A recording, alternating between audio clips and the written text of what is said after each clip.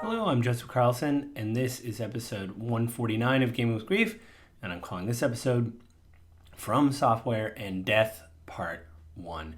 But I want to remind you guys that this podcast will hit my website, www.gamingwithgrief.com, Monday morning at 7 a.m., so please go there, leave a comment, a question, suggestion, stuff like that below the episode, or you can go to gwgpodfellows@gmail.com, drop me an email, suggestion, review, things like that there. Or you can subscribe to the podcast on either Apple iTunes, the Google Play Store, or I'm on Spotify now.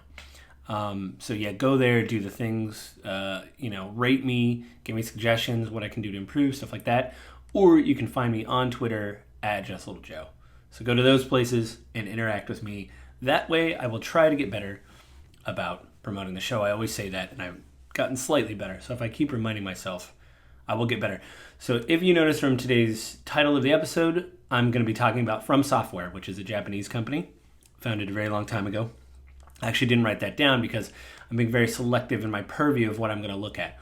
So there's a lot of games that they've come out with, but some of them lately that they've come out with since 2009 and on, like Demon Souls, Dark Souls 2, Dark Souls 3, Bloodborne, Sekiro, these all use death as a part of lore and a mechanic in the game. And with Elden Ring coming out, I wanted to look back and talk about each one of these games, the From Software games, or they call them Soulsborne games because of the titles of them. Sekiro kind of falls outside that, but it still has many of the same DNA qualities of the game. So what I'm going to do is give you a very brief logistical breakdown of the first three games in the Soulsborne series. It'll be Demon Souls, which came out in 2009, February 5th in Japan, October 6th in the States, and in the PAL territories, Europe, it came out on June 25th.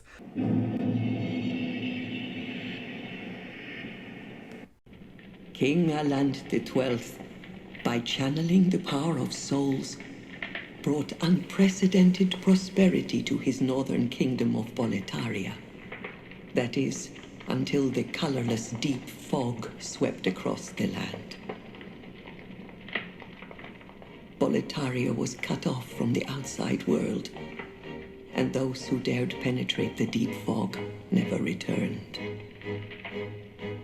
But Valarfax of the royal Twin Fangs broke free from the fog and told the world of Boletaria's plight. That the old King Alant had aroused the Old One, the great beast below the Nexus, from its eternal slumber, and that a colorless fog had swept in, unleashing terrible demons. The demons hunt down men and claim their souls. Those who lose their souls also lose their minds. The mad attack the sane, and chaos reigns. Valarfax spoke of the enticing power of the demon souls. Each time a demon claims a human soul, the demon's own soul is invigorated by the life force, and the power of a mature demon's soul is beyond human imagination. The legend spread quickly. Mighty warriors were drawn to the accursed land, but none have returned. Bjor of the Twin Fangs, Yurt the Silent Chief, Sage Urbane, Skurver the Wanderer, the Sixth Saint Astraea and her knight Garl Vinland, and Sage Frake the Visionary. The colorless deep fog slowly creeps beyond Boletaria's borders. Humankind faces a slow and steady extinction. The deep fog will eventually swallow all lands near and far. But Boletaria has one final hope. A lone warrior who has braved the baneful fog. Has the land found its savior? Or have the demons found a new slave?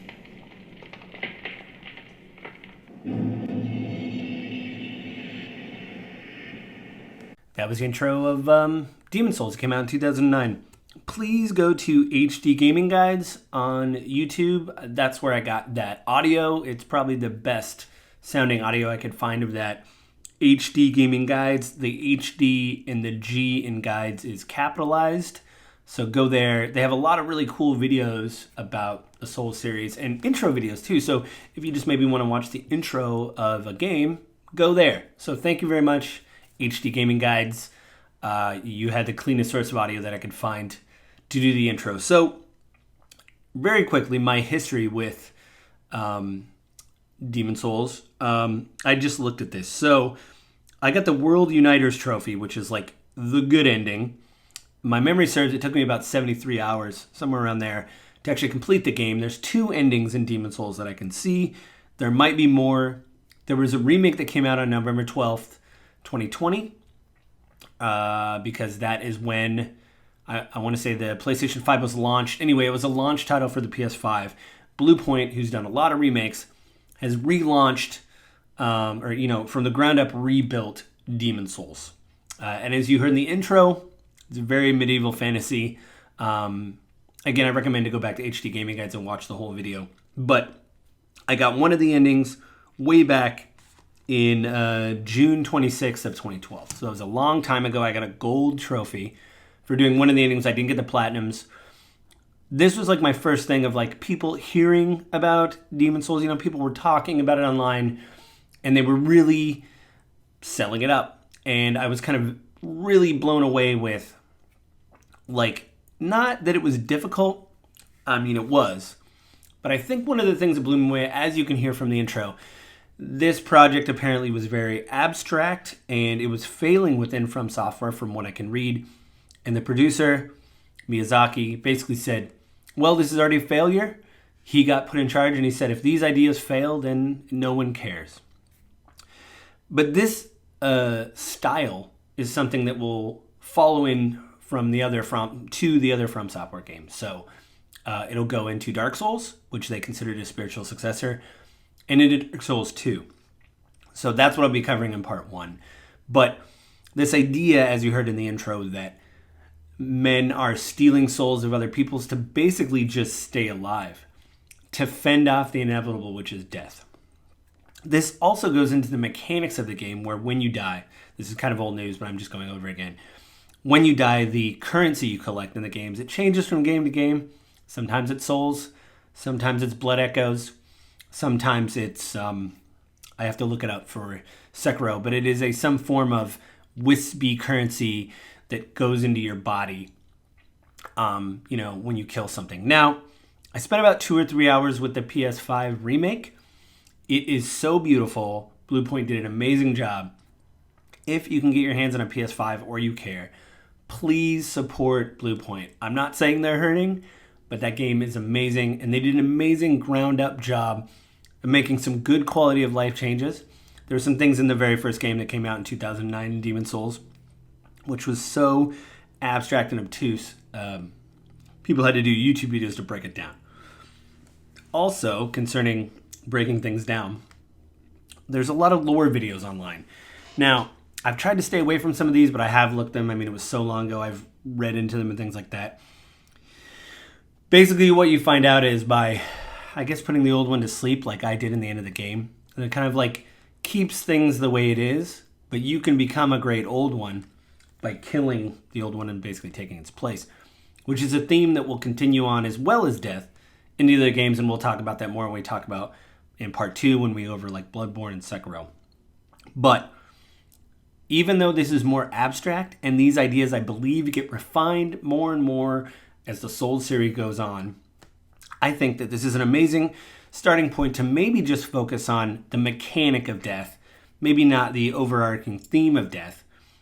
This becomes more prevalent in Dark Souls, which we'll talk about next. But this is where kind of the From Software juice comes from, in my opinion. They've done stuff like this before, but the idea of when you die, you lose your currency, souls, in this instance, you lose those and you start basically back at the beginning of the level. Demon Souls has an interesting mechanic where there's a hub world. You're in something called the Nexus. So as you complete different sections of each world, literally world 1-1, 1-2, like Mario, it opens up other archstones so you can go to other parts of Boletaria. As you heard in the intro, the land is called Boletaria. So after you beat a boss, I believe it's a Phalanx Lord, that opens a new part of the castle up. So you can go to the different part of Boletaria. Boletaria Palace is basically like just a palace.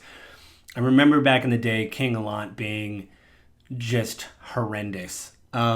He's probably the enemy I had the most time. Mentioning his name, my eye starts to twitch. But basically, from killing enemies and bosses, you get souls. You use that to level up. And again, if you die, you basically have a spot of energy that's on the ground. If you make it back to that place without dying, you can retrieve everything you've lost. If you die before that, you lose what you had before. So say I got halfway through the level and I had 2,000 souls. I start back at the beginning of the level. I'm trying to get back to those 2,000 souls. The whole time collecting new souls, so you get added to the total. But let's say I'm only at 500 souls and I die. I've now lost the 2,000 souls and I'm going back for the 500 souls. So there's this interesting risk reward and how you level up. This is another part of the mechanic of the game that kind of followed other From Software games. If you level up a stat from like 11 to 12 and it takes 500 runes, the next level up, you're considered like level 15, but each one of your stats like strength, speed, whatever, has a different number tied to it. If you go from like 11 to 12 in strength, then your level increases from like 17 to 18, and that increases the price of paying for other stats. So even if one of your stats is like at a 5 and you want to get it to 6, you have to pay the most amount that you'll ever pay for any of those skills, meaning, I'll try to break this down without being too crazy. So if you paid 1,000 souls, that is the least you will pay to bring anything up to a level, no matter what it is at. You don't pay what it was at 8 or 9. You pay the biggest skill you have. So if one of your skills is 20 and it takes 20,000 souls, if you want to get something from 9 to 10, you will pay 20,000 souls to get from 9 to 10 in that stat. I hope that makes sense. Basically, the most you will ever, like if it says this requires 20,000 souls, you will not ever pay less than that. There's a screen when you go to level up and it says, listen, to get this from 12 to 13, it'll take X amount of souls. That is what you're going to pay to level up anything. No matter if the stat is lower than that, that is what you're paying.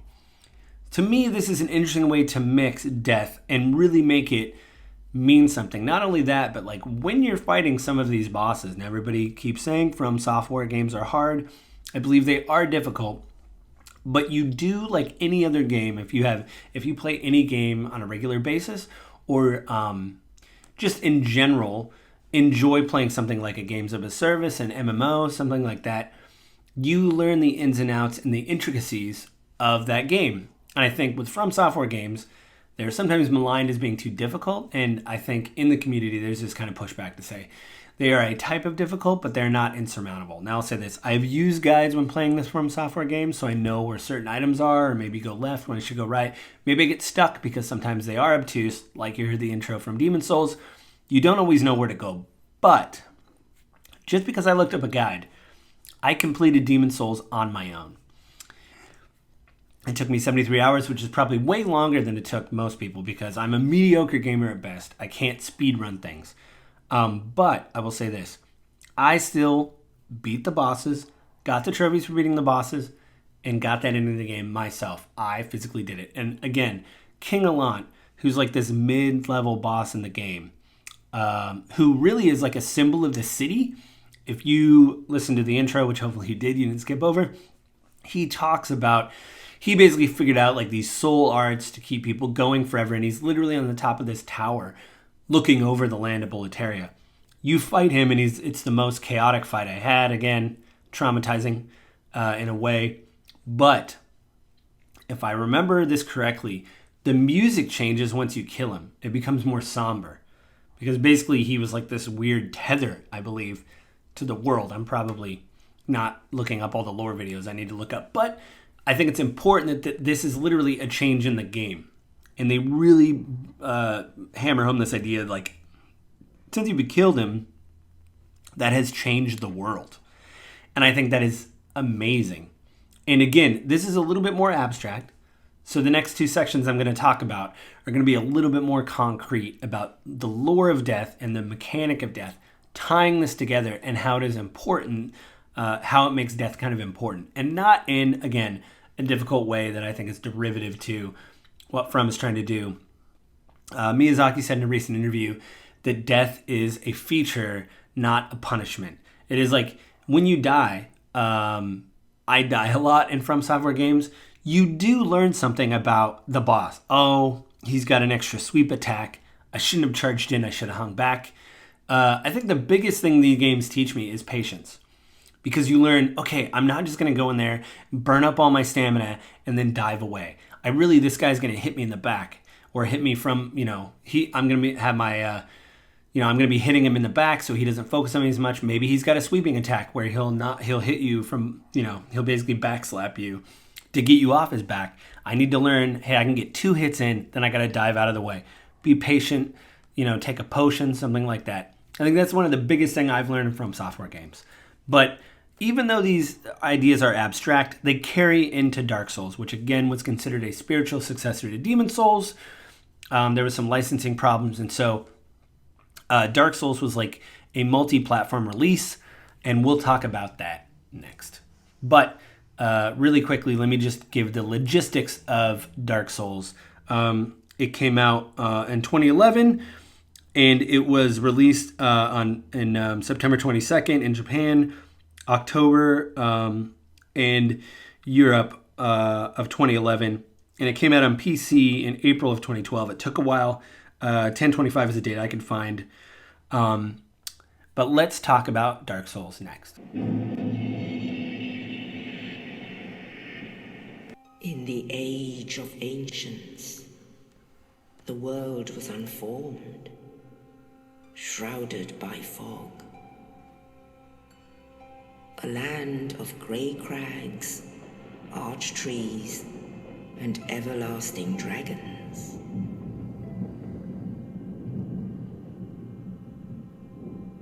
But then there was fire, and with fire came disparity. Heat and cold, life and death, and of course, light and dark.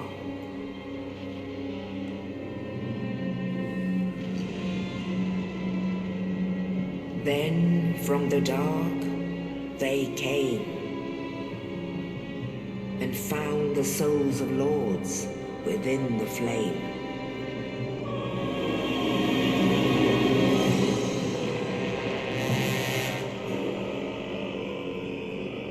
Nito, the first of the dead.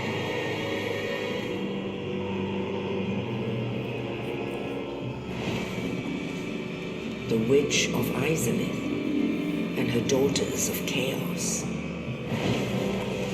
Gwyn, the Lord of Sunlight, and his faithful knights. And the furtive pygmy, so easily forgotten.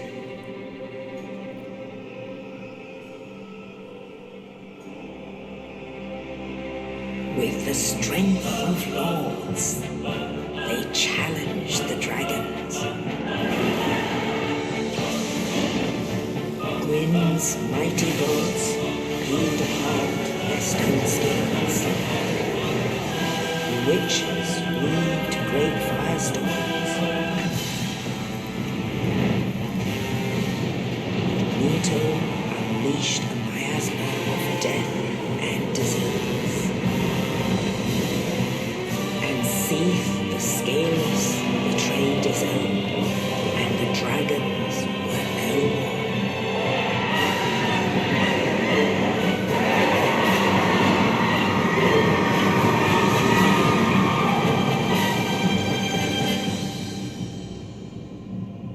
Thus began the Age of Fire.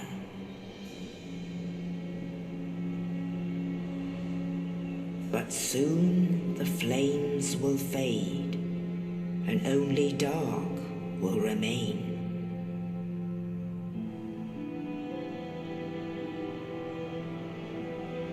Even now, there are only embers, and man sees not light, but only endless lights.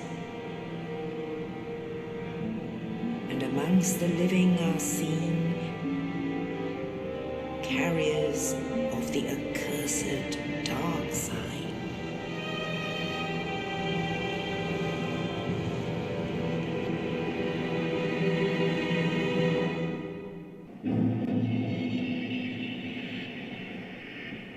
There you go. That's the intro to Dark Souls that came out in 2011. Please go to the Sexy Beast 419. The T in sexy, the T in and the S in sexy are capitalized. Go there. They do the same thing that HD Gaming Guys is. There's some intros there and some really cool videos. Thank you so much. Go there. They had a very clean source of audio that I was able to get that from. But that's how Dark Souls starts out. And if you noticed at the end of there, the idea that the fire, the haves and the have-nots, the people that had fire and didn't have fire, the disparity is ending. Everything will be crushed into darkness. And you have I know later on, although I haven't completed Dark Souls, I played it back in the day. A friend of mine famously said, I don't want to play a game that I have to look up a guide all the time.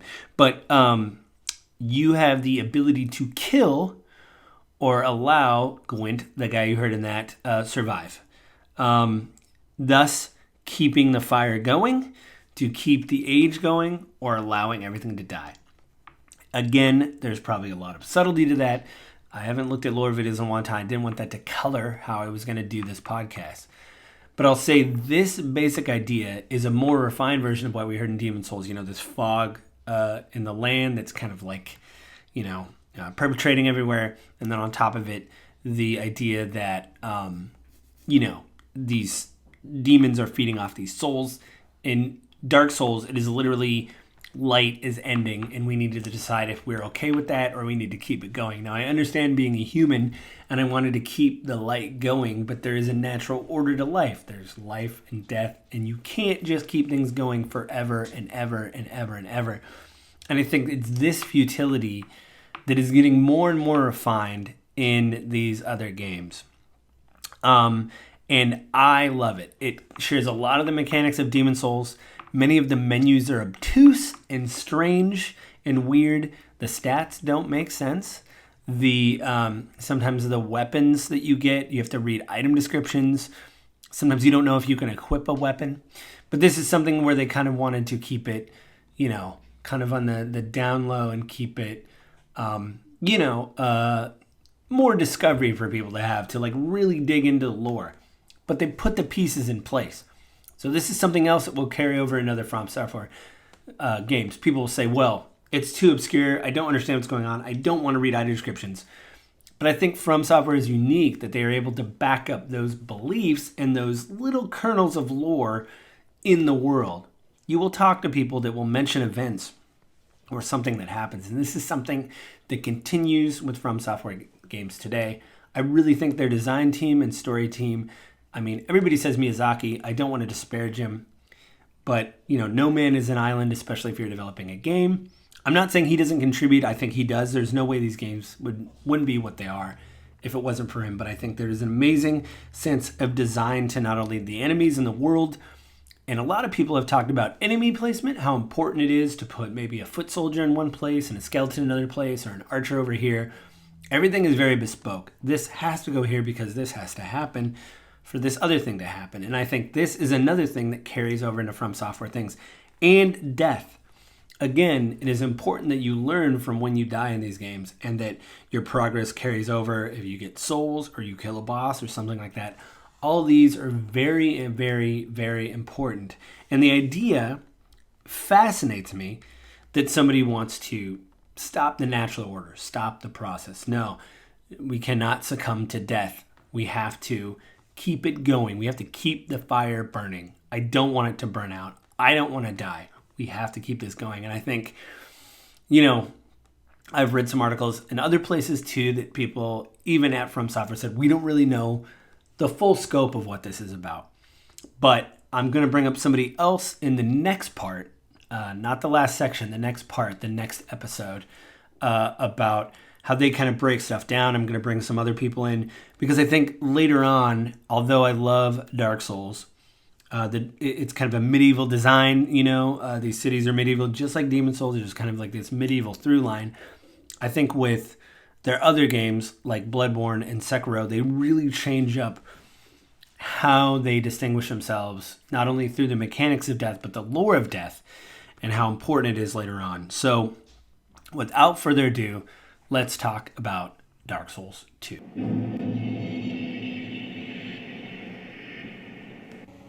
Perhaps you've seen it, maybe in a dream, a murky, forgotten land.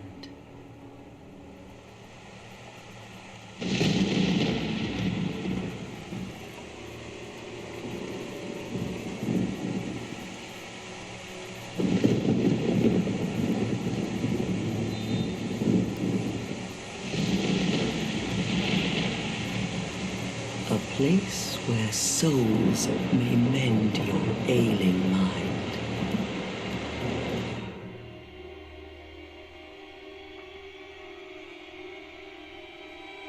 You will lose everything once branded,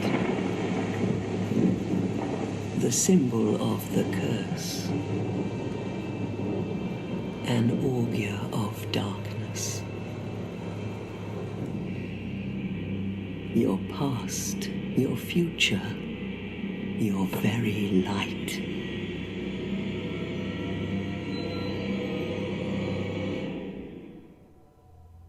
None will have meaning, and you won't even care. By then, you'll be something other than human. A thing that feeds on souls, a hollow.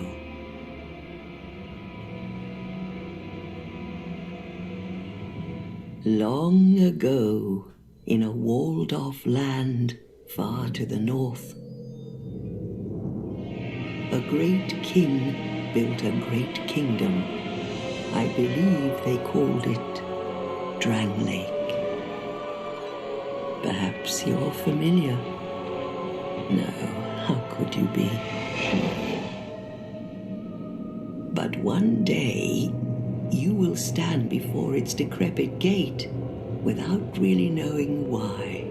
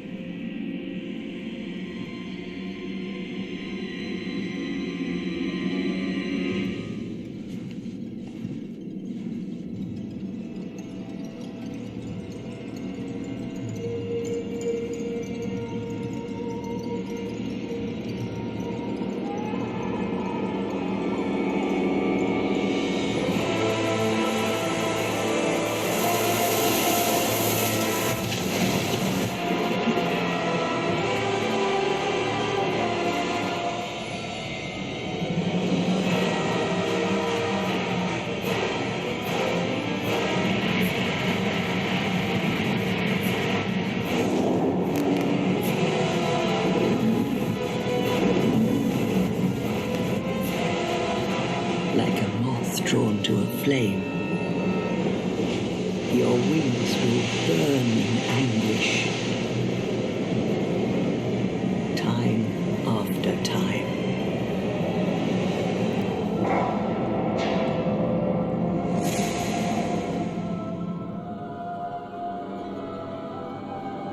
For that is your fate, the fate of the cursed.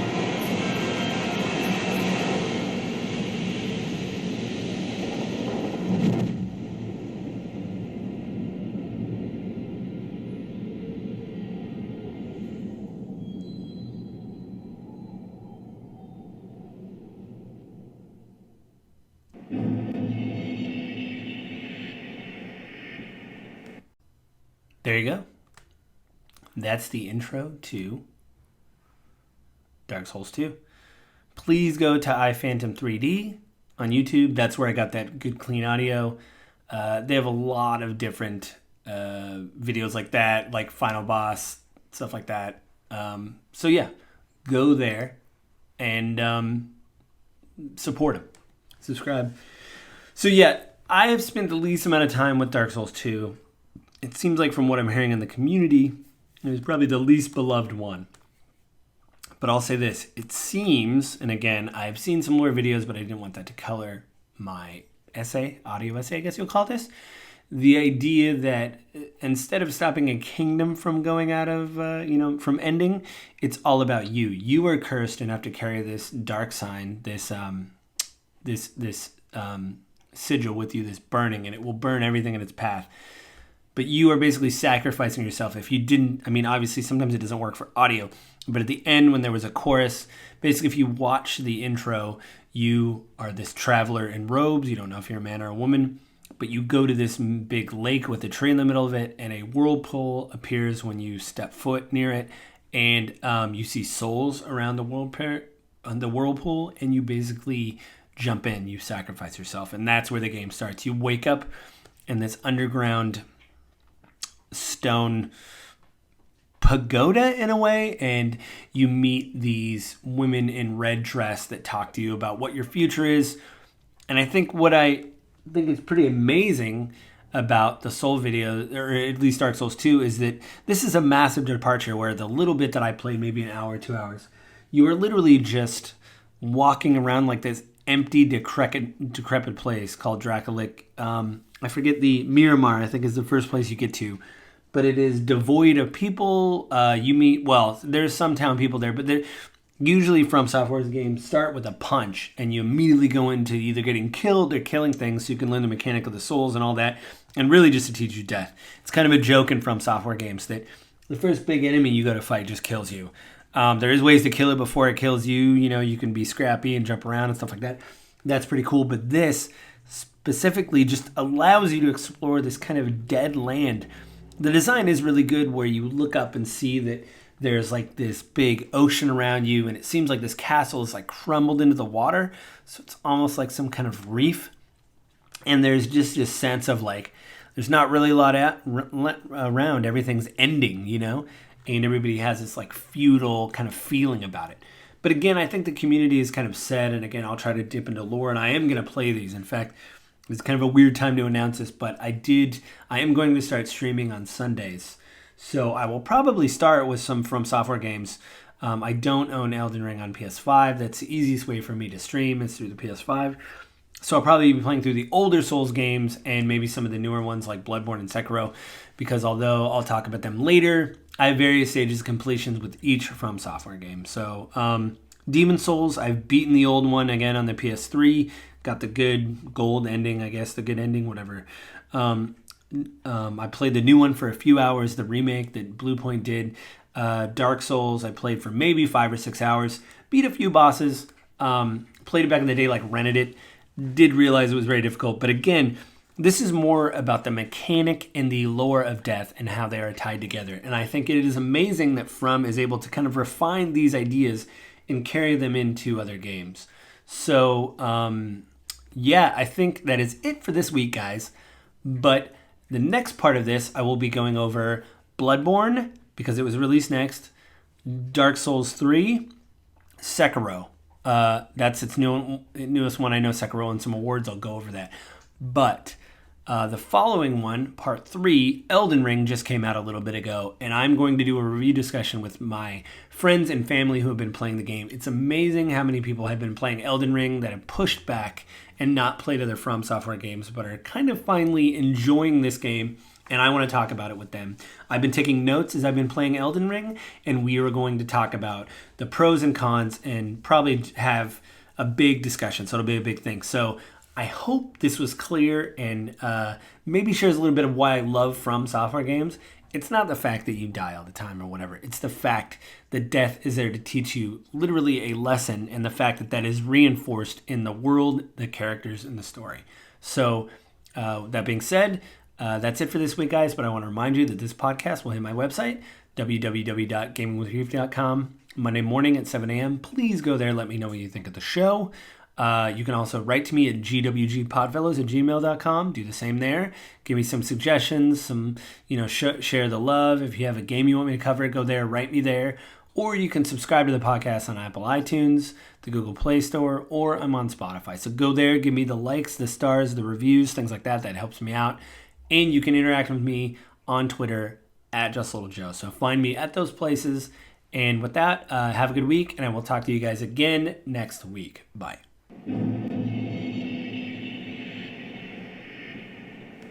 So there's an addendum to this episode. I have just read the Miyazaki article. I mentioned that death is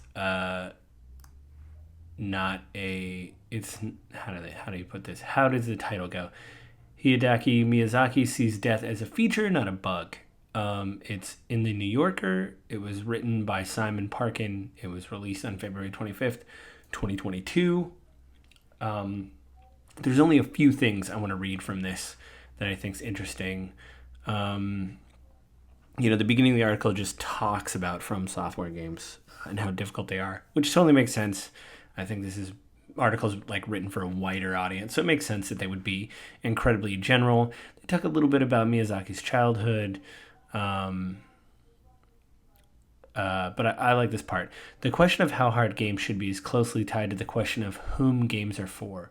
Some argue that they should be accessible, gently guiding experiences that adapt to different skills, interests, and physical capabilities. Others say that they should operate on their own terms. In this model, difficulty is the creator's prerogative. Not every game has to be for everyone. I like that. There's another conversation that we had about accessibility options, but I don't really want to get into that. That's a whole nother podcast. Miyazaki's work is often invoked by the latter camp as it suggests that challenge, not escapism or uplifting, is the medium's crucial quality. Quote, "It's an interesting question," Miyazaki told me. "We are always looking to improve, but in our games, specifically, hardship is what gives meaning to the experience. So it's not something we are willing to abandon at the moment. It's our identity." End quote. And yet, Elden Ring, Miyazaki's new game, offers something of a compromise, a way for people to feel like victory is an attainable feat, he said, quote, unquote. All of his hallmark remains, the dreaded foes and all that kind of stuff. I want to, hang on, I have some things highlighted here. You know what, I can't find what I'm looking for. Let's see here. Oh, I think I skipped it.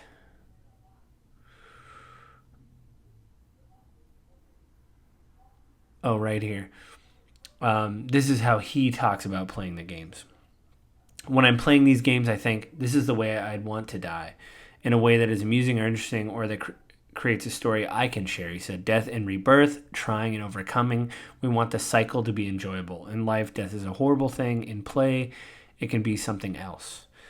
So that he even brings up this is the cycle of the game, life and death, and the idea that the death can be a story, not I killed this cool boss, which those are stories in themselves in From Software games, but the idea that you can say, yes, this is what I did. I died in this way or fell off or whatever. In fact, my wife's been playing Elden Ring, which we'll get to a few episodes from now, but she has been laughing at her deaths or going, oh, that was great. So anyway, that's just an addendum. I just wanted to get those quick pull quotes from the article. And I will talk to you guys next week. Bye.